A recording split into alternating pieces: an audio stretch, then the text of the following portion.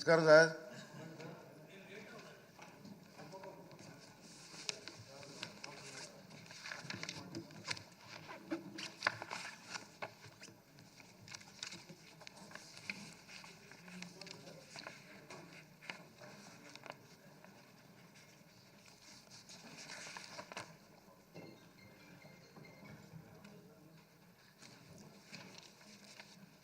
గౌరవ సభ్యులందరికీ కూడా నమస్కారం అండి. క్వశ్చన్ అవర్ ముందు 10 నిమిషాలు మాట్లాడాలనుకుంటున్నాను మీ అందరూ అనుమతితో.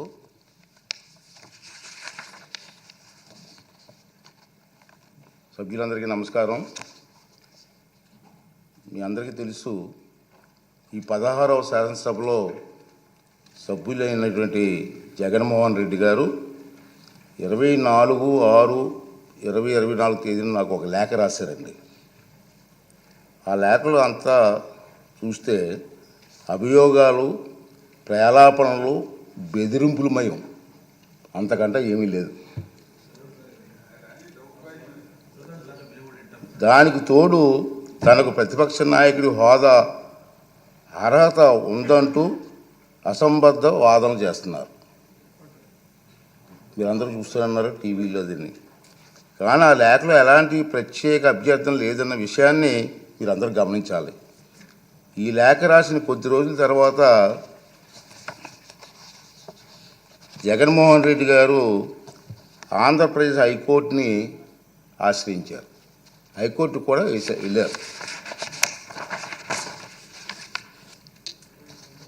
విచిత్రం ఏమిటంటే, తనకు ప్రతిపక్ష నాయకుడిగా ప్రకటించవలసిందిగా శాసనసభ కార్యదర్శిని, స్పీకర్ కార్యదర్శిని ఆదేశించాలని ఆ రిట్ పిటిషన్లో విజ్ఞప్తి చేశారు. జగన్మోహన్ రెడ్డి గారు పిటిషన్ ఇంకా విచారణ అర్హత కలిగి ఉన్నదో లేదో అని నిర్ధారించే దశలోనే ఉంది. ఇంకా రిట్ పిటిషన్ వేసే అర్హత ఉందా లేదా మీకు అని చెప్పి ఆ దశలోనే ఇంకా ఉంది. ఈ పిటిషన్లో వైఎస్ జగన్మోహన్ రెడ్డి గారు స్పీకర్ను, శాసన వ్యవహారాల మంత్రిని ప్రతివాదులుగా చేర్చినప్పటికీ ఆ ఇద్దరిని మినహాయించాలని గౌరవ అడ్వకేట్ జనరల్ గారు చేసిన సూచనతో గౌరవ న్యాయస్థానం ఏకీభవించింది.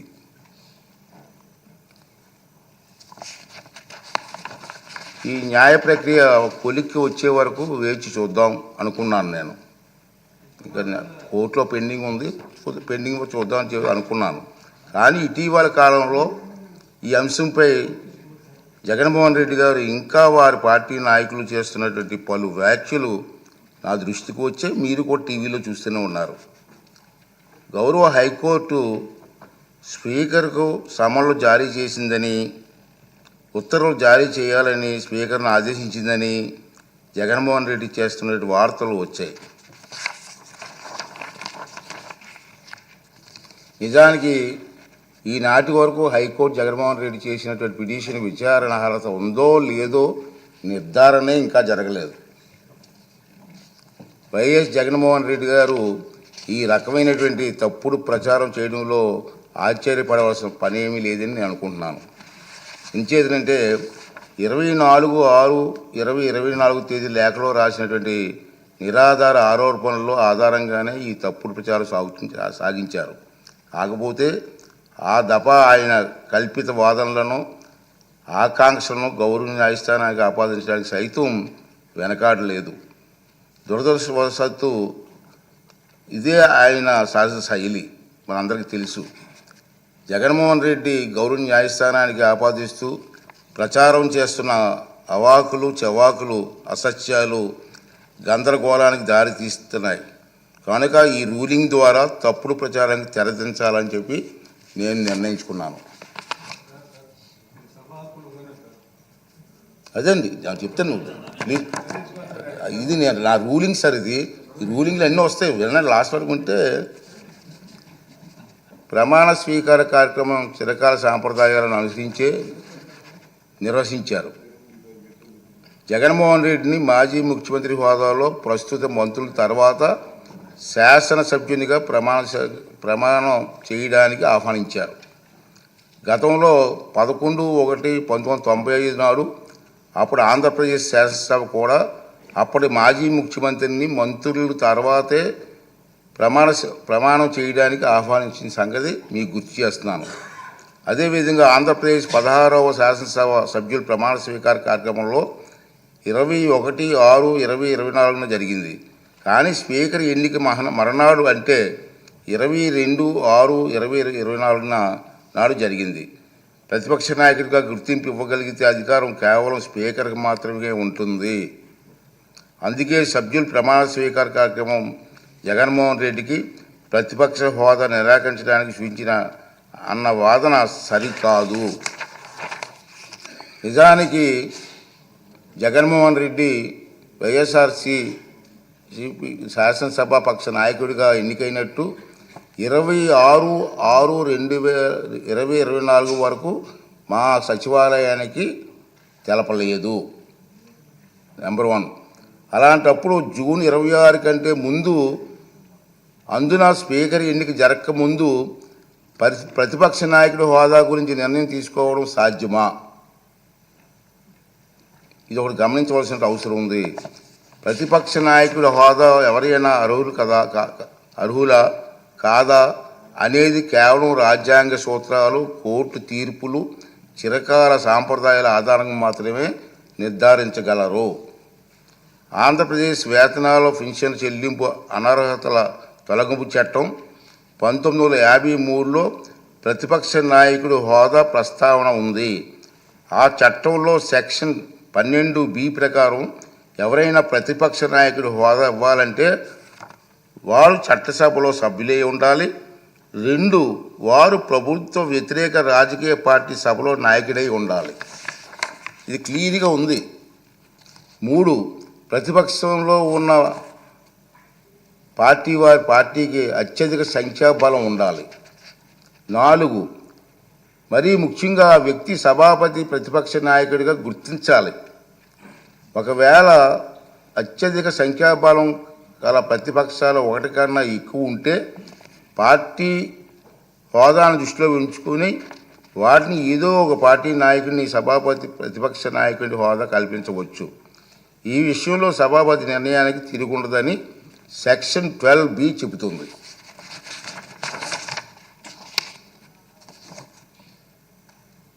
అదే సభ సమావేశంలో కావడానికి అవసరమైన క్వారం కనీసం సమానంగా ఉంటే సభలో మొత్తం సభ్యుల్లో 10ంట 1/10 సంఖ్యాబలం తప్పక కలిగి ఉండాలి.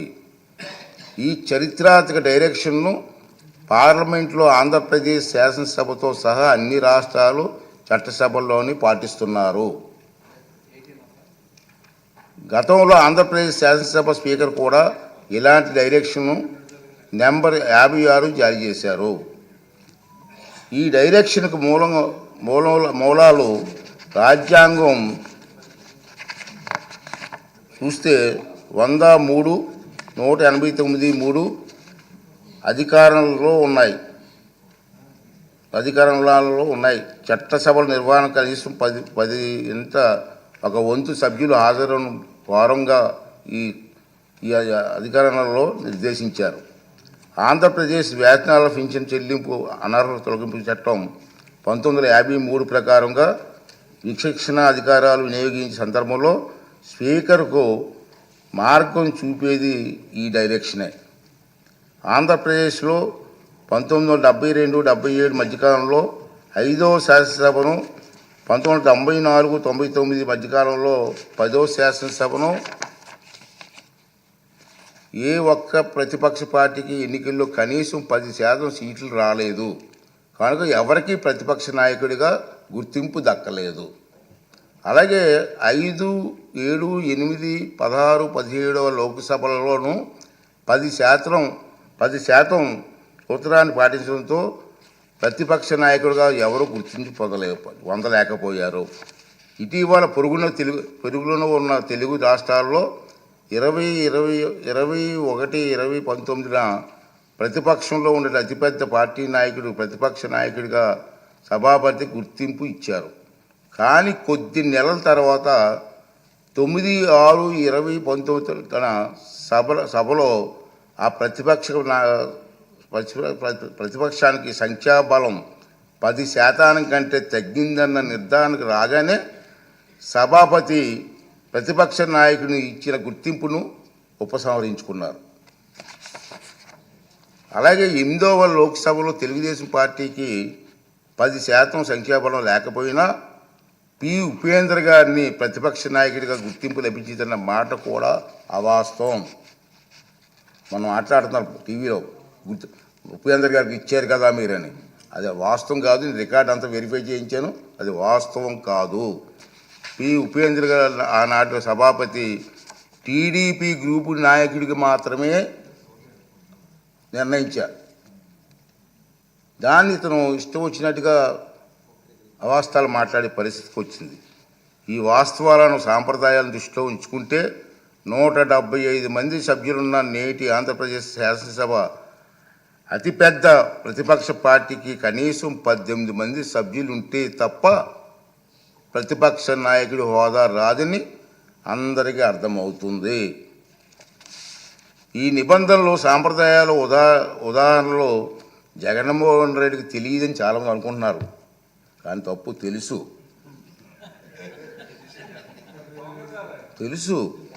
ఎందుకంటే 2019 జూన్ 13న ముఖ్యమంత్రి హోదాలో ఆయన ఇదే సభలో ప్రసంగిస్తూ చెప్పిన మాటలు మనందరం గుర్తు చేసుకోవాల్సిన అవసరం ఉంది. చంద్రబాబు నాయుడు గారికి 23 మంది శాసనసభ్యులు ఉన్నారు, ఒక 5 కానీ లాగేస్తే ఆయనకు 18 మంది కూడా ఉండరేమో, ఈ హోదా 17 మంది ఉంటారు, అప్పుడు ఆయన ప్రతిపక్ష నాయకుడు స్టేటస్ కూడా ఉండదని చెప్పి ఇదే జగన్మోహన్ రెడ్డి గారు ఈ హౌస్లో మాట్లాడిన సంగతి మీ అందరికీ తెలుసు. మరి అది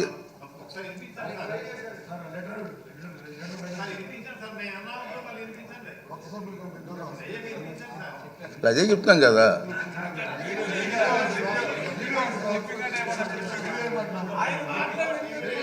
ఆయన మాటలు వినిపించాలా? అయితే మరి రికార్డు చేయాలి, మరి వినిపిద్దాం.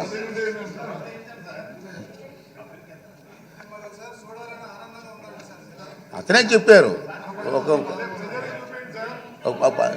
నీకు హోదా పోయేదానికి అవకాశాలు ఉన్నాయి. మరి తెలియదనే మాట అది వాస్తవం కాదని చెప్పని అందరికీ అర్థమవుతుంది. ప్రతిపక్ష నాయకుడిగా గుర్తింపు పొందాలంటే సభలో కనీసం 10% సంఖ్యాబలం ఉండాలన్నది నిబంధన గురించి ఆయనకి స్పష్టంగా తెలుసునని సభాముఖంగా ఆయన చెప్పిన ప్రసంగం రుజువు చేస్తుంది. ఇలా కోరి మతిమరుపు తెచ్చుకోవడం మాజీ ముఖ్యమంత్రిగా, మాజీ ప్రతిపక్ష నాయకుడిగా ఆయన హోదాకు తగిన కాదని నా అభిప్రాయం. రాజ్యాంగం సభా నిబంధనల ప్రకారంగా స్పీకర్కు దురుద్దేశాలు ఆపాదించడం సభా హక్కుల ఉల్లంఘన కిందకు వస్తుందని మీ అందరికీ తెలుసు. ఈ పాయింటే. అయినప్పటికీ వైఎస్ జగన్మోహన్ రెడ్డి ఇప్పటి వరకు సాధించిన దుష్ప్రచారాన్ని సంధి ప్రేలాపనలు అంటాను నేను. మా సైడ్ సంధి ప్రేలాపనలు అంటారండి. సంధి ప్రేలాపనలను పరిగణలోకి ప్రేలాపనలుగా పరిగణించి క్షమిస్తున్నాను, సభాపతి హోదాలో క్షమిస్తున్నాను. ఈ ధోరణి ఇలాగే కొనసాగిస్తే భవిష్యత్తులో ఎలాంటి చర్యలు తీసుకోవాలనేది ఈ సభలోని సభ్యుల సమిష్టి విజ్ఞతకు వదిలేస్తున్నాను. రూలింగ్ అవునండి, మీరు సభాపతి చేశారు కదా. ఈ సందర్భంగా మహానుభావుడు శ్రీ నందమూరి తారక రామారావు గారి ప్రజాసేవలో ఉన్నవారికి చెప్పిన తారక మంత్రం గుర్తు చేసుకుందాం. తారక మంత్రం సార్, ప్రజలే దేవుళ్ళు, సమాజమే దేవాలయం. ఈ శాసనసభ ప్రజలు అనేక దేవుళ్ళు నేరుగా ఎన్నుకున్న దేవాలయం. మళ్ళీ ఒకసారి రిపీట్ చేస్తాను, ఈ శాసనసభ ప్రజలు అనే దేవుళ్ళు నేరుగా ఎన్నుకున్న దేవాలయం. ఇది మనకు దేవాలయం లాంటిది. స్పీకర్గా నా బాధ్యత ఈ దేవాలయానికి నేను పూజారిగా పనిచేస్తున్నాను మాత్రమే, అంతే కదండి. దేవుడు తిరస్కరించిన వరాన్ని పూజారి నుండి ఆశించడం ఎంత తప్పు కదండి. దేవుడి నిర్ణయం 11 మంది ఇచ్చాడు, కానీ నేను ఏం చేస్తాను? పూజారికి నేను ఏం చేయగలను?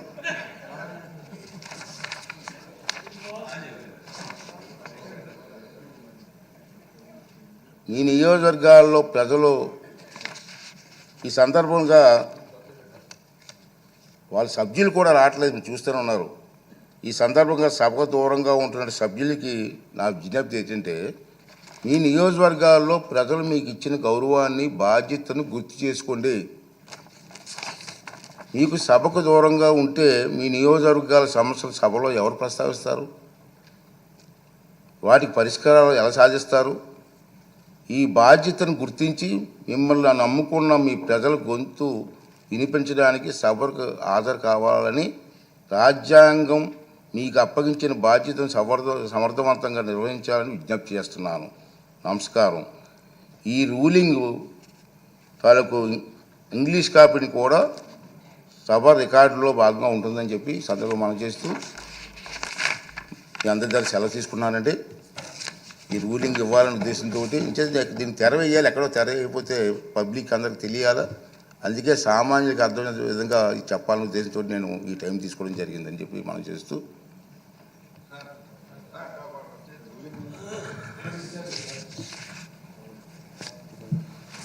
అధ్యక్ష, సభ యొక్క హుందాతనం, గౌరవం, అదేవిధంగా బాధ్యత, ఈ మూడు కూడా కాపాడగలిగే శక్తి, అధికారం మీరు ఆ స్థానంలో కూర్చున్నారు కాబట్టి సభ అంతా కూడా మిమ్మల్ని ఎన్నుకున్నాం అధ్యక్ష. So you are the custodian of the house, there is no doubt at all. As presiding officer you can always exercise your discretion on several matters అధ్యక్ష. సభ నుంచి మేము సభ్యులుగా మేము కోరేది ఏంటంటే, ఎప్పుడు కూడా ప్రజలు ఏ విధంగా ఒక ఆకాంక్షతోటి, ఒక నమ్మకంతో మమ్మల్ని ఎన్నుకున్నారో, ప్రజలకి సేవ అందించడానికి ప్రభుత్వం నుంచి మేము చేసే కార్యక్రమాలు సభ ద్వారా ఎంతో హుందాగా వ్యవహరించి రాష్ట్ర వ్యాప్తంగా ప్రజలకి మేలు చేయాలనే అంకిత భావంతో మేము అందరం ఇక్కడికి వచ్చాం అధ్యక్ష. సభ్యుల యొక్క హక్కుల్ని మనం పక్కన పెడితే, మీరు అక్కడ సభాపతిగా ఉన్నప్పుడు మొదటి రోజు నుంచి కూడా వీరు కావాలని బురద జల్లడానికి ఒక ప్రయత్నం చేస్తున్నారు అధ్యక్ష. మీరు చాలా లోతుగా అధ్యయనం చేసి ఇప్పుడు మీరు చదివిన రూలింగ్తో పాటు నా మనవి ఏంటంటే, ప్రొసీజర్స్, సభలో జరిగే కార్యక్రమాల గురించి పూర్తి అధికారం మీకే ఉంది అధ్యక్ష. అక్కడ వచ్చి కూర్చోవాల్సిన ప్రతిపక్ష సభ్యులు, వాళ్ళ నాయకుడు వాళ్ళ బాధ్యతని విస్మరించి సభను, రాష్ట్ర ప్రజల్ని కూడా తప్పుదారి తీసుకెళ్లే విధంగా వాళ్ళకి లేని అధికారం కోరుకోవడం చాలా దురదృష్టకరం అధ్యక్ష. ప్రజలే మిమ్మల్ని చీకొట్టినప్పుడు, ప్రజలే మీకు ఆ గౌరవం ఇవ్వనప్పుడు సభాపతిగా మీరేం చేయగలుగుతారు అధ్యక్ష? మీరు ప్రతి సభలో మీరు చదివేటప్పుడు ఏ పార్టీకి ఎంత సంఖ్య ఉన్నదని మీరు చదువుతారు. అందుకని మేము ప్రభుత్వంలో ఉన్నా ప్రతిపక్షంలో ఉన్నది మీరు కాదు కదా అధ్యక్ష డిసైడ్ చేసేది. ప్రతిపక్షంగా వాళ్ళకి రావాల్సిన మినిమం నంబర్ రాలేదు కాబట్టి ఆ మాత్రం విజ్ఞత లేకుండా కేవలం ఇది ఒక దుష్ప్రచారం తీసుకెళ్ళడానికి వాళ్ళు చేస్తున్న ప్రయత్నాన్ని మీరు చాలా అద్భుతంగా మీరు ఒక చక్కటి రూలింగ్ ఇచ్చారు అధ్యక్ష.